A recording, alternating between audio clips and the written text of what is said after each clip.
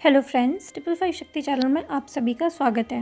मेरे पास 3-4 ऐसी इम्पॉर्टेंट बातें थी आपसे शेयर करने के लिए। देन थंबनेल में क्या टॉपिक डालूँ ये तो समझ ही नहीं आ रहा। देन जो भी डाला है उसी के बारे में ही बात करने वाली हूँ। कुछ लोग ये मत समझ लीजिएगा कि यहाँ पे मैं डीएम का कोई लव लेटर मुझे चैनल हुआ है मैं उसके बारे में बताने वाली हूँ, नहीं। लेकिन हाँ, बात मैं उसी से रिलेटेड करूँगी। एंड एक और टॉपिक लिखा था कि तुम भी ट्विन हो, इसका क्या मतलब है। चलिए सबसे पहले इसी के बारे में बात करते हैं। बहुत सारे लोग जब ट्विन फ्लेम जर्नी कंफर्मेशन कराने आते हैं तो उसमें मैं बहुत सारे लोगों के मुंह से ये सुनती हूँ कि ऐसा ऐसा हुआ, मैं बहुत पेन में थी, मेरा ब्रेकअप हो गया था, फिर मैंने अपनी फ्रेंड से ये चीज़ शेयर किया, या वो किसी नई सहेली से मिलती हैं उनसे शेयर करती हैं, या अपनी किसी दोस्त से शेयर करती है, अपने किसी रिलेटिव से शेयर करती है, उनमें से उनकी फ्रेंड या कोई और उनको बताता है कि अरे ये तो ट्विन फ्लेम जर्नी से मैच करता है, देखो ज़रा तो कहीं तुम ट्विन फ्लेम तो नहीं हो। और फिर वो चेक करते हैं, उसके वीडियोस देखते हैं और उनको पता चलता है, या फिर वो उनको लगता है ऐसा कि अरे हाँ ये तो मुझसे सारा मैच करता है। ज़रूरी नहीं उनको सारे साइन मैच करें, लेकिन कभी कभी होता है ना कि लोगों को कुछ साइन भी मैच कर जाते हैं, क्योंकि कुछ चीज़ें साइकोलॉजिकल भी होती हैं। नॉर्मल लव रिलेशन में भी तो ऐसा होता ही है, तो मैच कर जाती हैं तो लगता है कि हाँ जी ये तो मुझसे मैच कर रहा है, कहीं मैं ट्विन फ्लेम जर्नी में तो नहीं हूँ। तो ये प्रॉब्लम नहीं है। प्रॉब्लम ये है कि उनको पता कैसे चला, किसी रिलेटिव के थ्रू, किसी सहेली के थ्रू, किसी ने इस चीज़ को फैलाया है। मैं ये नहीं कहूँगी कि आपने जिसको बताया है वो ट्विन फ्लेम जर्नी में नहीं है। वो हो सकता है कि वो हो सकता है डिवाइन आपके थ्रू उसको मैसेज दिलवाना चाहते हो, लेकिन ये बहुत ही रेयर होता है। तो बहुत ही रेयर ऐसी कंडीशंस होती है जहाँ पे डिवाइन आपके थ्रू मैसेज कन्वे करवाते हैं। बाकी जो ट्विन फ्लेम है उसके सामने तो ऑटोमेटिक ही वीडियोस सामने आती हैं। डिवाइन को अगर उसकी अवेकनिंग करवानी है तो वो तो करवा ही देंगे। बस मैं आप लोगों को थोड़ा सा यहाँ पे अलर्ट करना चाहती थी कि आप लोग ऐसा ना किया करें। जब आपको ट्विन फ्लेम जर्नी के बारे में पता है तो किसी के सैड स्टोरी को सुन के, या किसी के साथ कुछ अजीब सा हो रहा है, आपको लग रहा है कि वो ट्विन फ्लेम जर्नी, तो भी उसको मत बताइए। दुनिया में हर कोई सैड है, हर किसी के हार्ट ब्रेक होते हैं, हर किसी को भूलने में थोड़ी बहुत तकलीफ़ होती है, थोड़ा बहुत टाइम लगता है। और ऐसे में क्या अगर आप थोड़े से लापरवाह रहेंगे, या आपको इस चीज़ के बारे में ज़्यादा आप अवेयर नहीं रहेंगे कि नहीं बताना चाहिए, बताने से नुकसान हो सकता है, बताने से व्यक्ति इल्यूज़न में पड़ सकता है ना, तो आप इस बात पे ध्यान नहीं देंगे और आपको बड़ा इजी लगेगा और आप फटाफट इस चीज़ को बता देंगे कि मैं बता के इसकी हेल्प ही कर रही हूँ। नहीं, आप उसकी हेल्प नहीं कर रहे हैं, हो सकता है आप उसकी प्रॉब्लम बढ़ा दें। कुछ लोग बहुत ज़्यादा दुखी होते हैं, सैड होते हैं ट्विन फ्लेम जर्नी में, बीच बीच में उनको बहुत अप डाउन्स झेलने पड़ते हैं ना, बहुत मिसिंग एनर्जी भी उनकी होती है। तो वो किसी न किसी से इस बात को शेयर करना चाहते हैं। हो सकता है उनकी कोई क्लोज सहेली हो तो उससे शेयर करना चाहते हैं, उससे चीज़ें डिस्कस करना चाहते हैं। मुझसे भी बहुत सारे लोगों ने पहले भी ये पूछा है कि मैम क्या मैं अपनी फ्रेंड से शेयर कर सकती हूँ इसके बारे में। पहले मैं इस बात पे ज़्यादा ध्यान नहीं देती थी, बट सदगुरु का जो वो वीडियो था और उन्होंने इस चीज़ के बारे में कुछ नहीं बोला, तो कुछ लोगों के कमेंट्स आए थे जिसमें उन्होंने कहा था कि हो सकता है वो इसलिए ना बोल रहे हो क्योंकि वो इस चीज़ को फैलाना नहीं चाहते हो। तो मेरे दिमाग में भी ये बात क्लिक हुई कि हाँ, इस चीज़ को फैलाना सही नहीं है। भले ही हम जानते हैं लेकिन हमें नहीं बताना चाहिए। हाँ, ये बात तो सच है कि सदगुरु सच में ट्विन फ्लेम और सोलमेट को नहीं मानते हैं, लेकिन मुझे लगता है कि अगर कोई मानता भी होता है या वो मानते भी होते तो भी मुझे लगता है कि वो बिल्कुल ही नहीं फैलाना चाहते इस बात को। तो मेरे दिमाग में भी ये बात क्लिक हुई और मैंने भी सोचा कि नहीं, इस बात पे सोचना चाहिए कि ट्विन फ्लेम जर्नी वैसे तो बहुत तेज़ी से फैल ही रही है, लेकिन हम लोग खुद भी तो फैला रहे हैं ना। हम ही लोगों में से तो सब लोग हैं ना जो इस चीज़ को फैला रहे हैं। तो हम लोग भी थोड़ा अपनी तरफ से कंट्रोल करने की कोशिश कर सकते हैं। हम लोग थोड़ा सा ट्राई कर सकते हैं कि ये चीज़ें कम फैलें। अगर गॉड खुद किसी की अवेकनिंग कराना चाहते हैं तो वो खुद कुछ ऐसा करें जिससे कि खुद उसके पास मैसेज जाए, या आपके थ्रू ही करवाना चाहते हैं तो खुद ऐसी इंट्यूशन आए, या इतना ज़्यादा आपके थ्रू अपने आप ही बुलवा दें। गलती से भी कभी कभी चीज़ें हो जाती हैं। कभी कभी ऐसा होता है कि आप किसी चीज़ को छुपा के रखते हैं या ट्विन फ्लेम जर्नी में को घर पे ही नहीं बताना चाहते, लेकिन ऑटोमेटिक कभी कभी सिचुएशन के अकॉर्डिंग गॉड खुद ही इसे रिवील कर देते हैं आपकी फैमिली में, आपके फ्रेंड्स में। देखिए, दो ही कंडीशन में आप इसको बताते हैं, या तो आप खुद ही दुखी हैं, उदास हैं, या आप ही को इसको शेयर करने का मन कर रहा है, या फिर आपने किसी की, अपने फ्रेंड की, अपने किसी रिलेटिव की, उसकी अपने सैड स्टोरी सुनी, या उसकी मुश्किलों भरी एक लव स्टोरी सुनी आपने, और आपको ऐसा लगा कि अरे ऐसी मुश्किलों भरी लव स्टोरी है तो इसका मतलब कि इसको मैं बता दूं कि कहीं ये ट्विन फ्लेम जर्नी में तो नहीं है। ऐसा कुछ भी ज़रूरी नहीं कि किसी की मुश्किलों भरी लव स्टोरी हो तो वो ट्विन फ्लेम जर्नी में हो। तो आपको अपनी तरफ से ये उसको नहीं कहना चाहिए मेरे हिसाब से, तो कि वो जर्नी में है कि नहीं है। आपने सुन लिया, आप उसको थोड़ा मोटिवेट करें, आप अपने हिसाब से आप उसको समझाएं, आप उसको मेडिटेशन वगैरह सब करने के लिए बोल सकते हैं। आप उसको डिप्रेशन से बाहर आने के लिए जो जो भी चीज़ें आप जानते हैं, मेडिटेशन, साधना या प्राणायाम वगैरह, कुछ भी आप उसको बता सकते हैं। बट इस बारे में मत बताइए कि वो इस जर्नी में है कि नहीं है। ये यूनिवर्स का काम है, उन्हीं को करने दीजिए। ये आपका दिमाग इतना शक्की है, इतना अजीब है ना, कि मैंने जहाँ तक देखा है हर किसी को जो ट्विन फ्लेम है उनको ऐसा लगता है कि उनकी फैमिली में उनके जो भाई हैं, उनकी जो सिस्टर है या उनकी जो मदर है या जो उनके फादर हैं, वो भी उनको ट्विन फ्लेम जर्नी में लगने लगते हैं। ऐसा सिर्फ एक के साथ नहीं, ऐसा मुझे भी लगता है और ऐसा मैंने और भी बहुत सारे ट्विन फ्लेम्स को या बहुत सारे लोगों को ऐसे कहते हुए सुना है कि मुझे भी लगता है कि मेरी जो बेटी है वो ट्विन फ्लेम जर्नी है, मुझे लगता है जो मेरी बहन है वो भी ट्विन फ्लेम है, मेरे जो पापा थे या मेरी जो मम्मी है वो भी ट्विन फ्लेम है या रही होंगी। आपको थोड़ा फनी लगेगा, लेकिन आप अपने आसपास अपने घर में ही नज़र दौड़ा के देखेंगे तो आपको कोई ना कोई ऐसा मिल ही जाएगा जिसको आपको लगेगा कहीं ये भी तो ट्विन फ्लेम नहीं है। हाँ, ये मैंने प्रैक्टिकल भी करा है। मेरे पास सेशंस आते तो मैंने पूछा कई सारे लोगों से, क्या आपको ऐसा लगता है कि आपके फादर या आपके घर में कोई आपको लगता है कि क्या वो भी ट्विन फ्लेम है? तो कहते हैं हाँ मैम, मुझे तो लगता है कि मेरी जो बहन है ना वो भी ट्विन फ्लेम जर्नी में है, या किसी को लगता है उसकी जो बेटी है ना वो ट्विन फ्लेम जर्नी में है। कई लोग तो चेक कराते हैं, मतलब बहुत ज़्यादा लोग नहीं, लेकिन कुछ लोग चेक भी कराते हैं कि मैम मेरी बेटी का मैं नाम एंड डेट ऑफ बर्थ दे रही हूँ, मैम इनका चेक करके बता सकती हैं क्या कि ये ट्विन फ्लेम जर्नी में है क्या। अब मैं यहाँ ये नहीं कह रही हूँ कि वो है कि नहीं है, देखिए हो भी सकता है, नहीं भी हो सकता है, आपको तो नहीं पता ना क्लियर कि है कि नहीं है, आपको तो फिर सिर्फ ऐसा लग रहा है अंदर से, तो हो सकता है वो चीज़ सही भी हो। लेकिन फिर भी अगर ऐसे हम देखने लगे तो ऐसे हम बहुत सारे लोगों को देखेंगे जिनको हम पर्सनली जानते हैं, वो सारे लोग हमको अक्सर ट्विन फ्लेम जर्नी में लगेंगे, क्योंकि सबकी लाइफ हार्ड होती है, सबकी लाइफ पेनफुल होती है, सब अपनी लाइफ में रिलेशनशिप से स्ट्रगल ज़रूर झेलते हैं। गॉड ना हर किसी को रिलेशनशिप में स्ट्रगल ज़रूर देते हैं और हैवी स्ट्रगल देते हैं, कुछ लोगों को तो और ज़्यादा हैवी, कुछ लोग तो ऐसे सुसाइड वगैरह भी कर लेते हैं, बहुत सारे लोग ऐसे हैं जो सुसाइड वगैरह कर लेते हैं। तो क्या वो सब ट्विन फ्लेम जर्नी में है? तो भगवान ऑटोमेटिक ही रिलेशनशिप में सबको स्ट्रगल देते हैं, क्योंकि जब हम उसमें स्ट्रगल करते हैं तो उससे हमें कुछ सीखना होता है।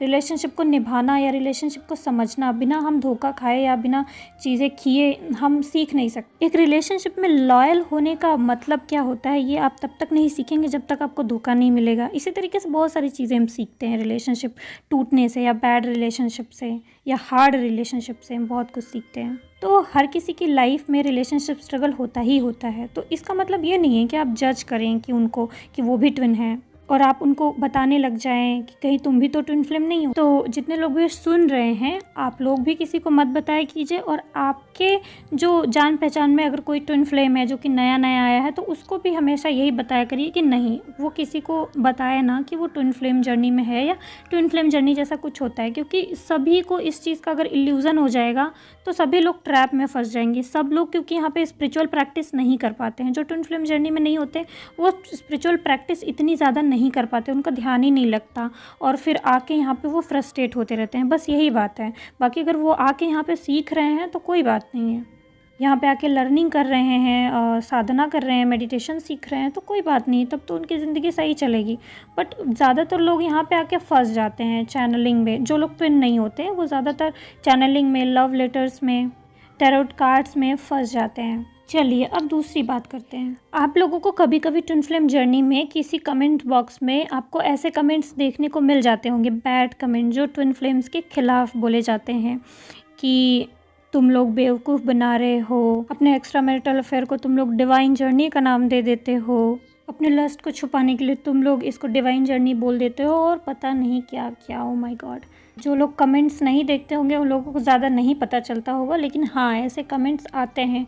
ट्विन फ्लेम के बारे में बुरा लोग बहुत ज़्यादा बोलते हैं। लोग क्या, मतलब बहुत सारे जो ट्विन फ्लेम जर्नी में नहीं हैं, या फिर जो नए नए लोग ट्विन फ्लेम जर्नी में आते हैं, जो होते नहीं अक्सर, या फिर जिनको इल्यूज़न होता है, जिनको अपने ऊपर कोई भरोसा नहीं होता है कि वो हैं कि नहीं, तो वो बुरा बहुत बोलते हैं इसके बारे में। मैं बहुत सारे लोगों के कमेंट्स पढ़ती हूँ तो एक दो कमेंट्स ऐसे मिल जाते हैं कभी कभी, और उनका आंसर करना मुश्किल हो जाता है, उनको बताया ही नहीं जा सकता, उनको समझाया ही नहीं जा सकता है, तो मैंने मान ही लिया है। तो इसके बारे में मैंने सोचा तो ऐसा मुझे लगा कि भाई उनकी भी गलती नहीं है कि वो भी जब यहाँ पे आते हैं ना ट्विन फ्लेम जर्नी में, तो यहाँ पे क्या देखते हैं वो बहुत ज़्यादा चैनलिंग, बहुत ज़्यादा सिर्फ डीएम की बातें। स्पिरिचुअल जर्नी है लेकिन डीएम की बातें ज़्यादा होती हैं। अब ये तो ऑब्वियस सी बात है कि यहाँ हम रिलेशनशिप को संभालना, रिलेशनशिप से बाहर आना सीख रहे हैं, तो डीएम की बातें तो होंगी ही, लेकिन हाँ बहुत सारी चैनलिंग्स, बहुत सारे लव लेटर्स, चैनल मैसेजेस जो ओनली डीएम के बारे में बात करते हैं कि मैं तुमको याद कर रहा था, ये कर रहा था, वो पता नहीं लव लेटर्स में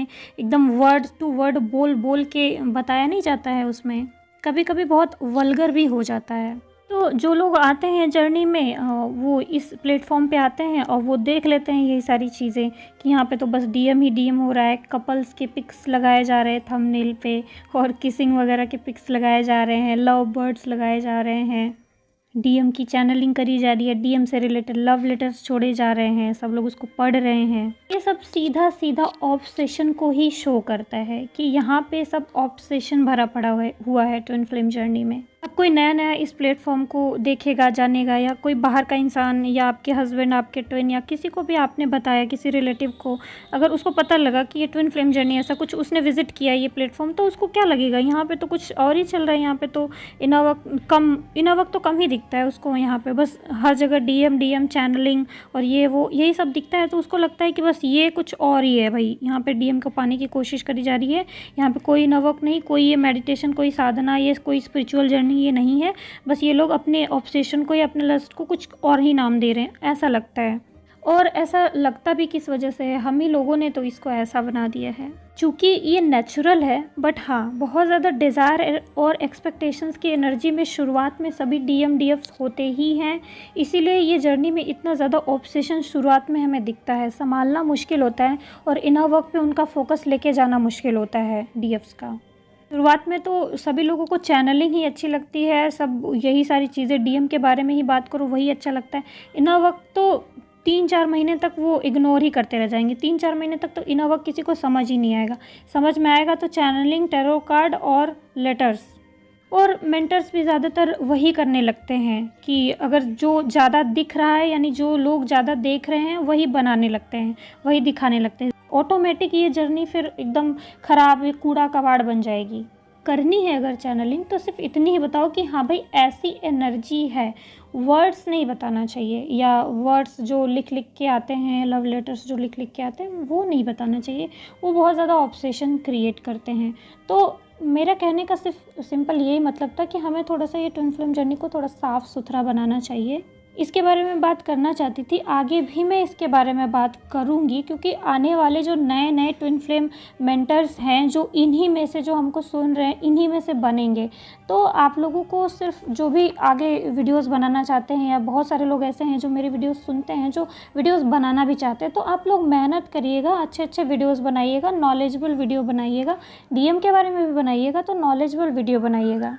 आगे बढ़ने के लिए, आपका चैनल जल्दी चल जाए, इसके लिए आप लोग चैनलिंग का सहारा मत लीजिएगा कि आप रोज़ रोज़ चैनलिंग करें और आपका चैनल चल जाए। इससे आप अपना कर्मा क्रिएट कर रहे हैं, कहीं ना कहीं लोगों को ऑब्सेशन में डाल रहे हैं। हाँ, अगर आपको कुछ इंपॉर्टेंट मैसेजेस मिल रहे हैं जो आपको लगता है कि यूनिवर्स चैनलिंग करवाना चाहते हैं, तो आप हफ्ते में 1 बार या 2 बार ऐसे चैनलिंग कर सकते हैं। उसको लिमिटेड रखिए, बहुत ज़्यादा मत रखिए कि हर दूसरे, तीसरे या चौथे दिन, या आप हर दिन एक दिन चैनलिंग कर रहे हैं, ऐसा मत कीजिएगा। और लव लेटर्स तो हरगिज़ मत बनाइएगा क्योंकि वो तो और भी अजीब लगते हैं कि पढ़ पढ़ के सुनाना कि ट्विन ने ऐसा कहा, ऐसा सोचा। हाँ, कुछ मैसेजेस अलग से मिल गए, अगर कुछ वर्ड्स में मैसेजेस मिल गए या ऑटो राइटिंग हो गई कुछ ऐसी जो बहुत ज़रूरी होता है, तो ही आप करिएगा। यूनिवर्स भी ये चीज़ें रेयर ही करवाते हैं, आप लोग भी कभी कभी जैसे रेयर कोई मैसेज हो तभी आप डाला करिए। जो लोग भी अपने नए नए चैनल्स स्टार्ट कर रहे हैं वो लोग इस तरीके से चीज़ें मत कीजिएगा।